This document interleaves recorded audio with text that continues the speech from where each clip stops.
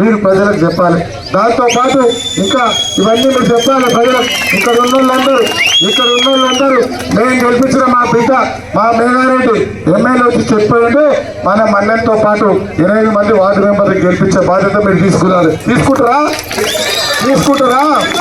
చేతులు ఎత్తాలి అందరూ.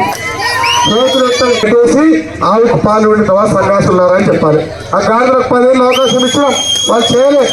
మనం 2 ఏళ్ళు ఇన్ని చేసినాం, చేయబోయేది కూడా మనమే. కాబట్టి అవన్నీ ఆవు లాంటి కన్నతల్లి లాంటి కాంగ్రెస్ పార్టీ రేవంత్ రెడ్డి గారు మా బిడ్డ మా మేఘారెడ్డి మేము గెలిపించుకున్నా వాళ్ళతో పని చేయించుకోవాలంటే మన ఊళ్ళో అధికార పార్టీ అభ్యర్థి మన్నేవుని గెలిపించాల్సిన బాధ్యత మనకుంది అని మనం చెప్పాలి. మన ప్రజలకు నచ్చ చెప్పాలి, చెప్పి ఓట్లు వేయించుకున్నాలి.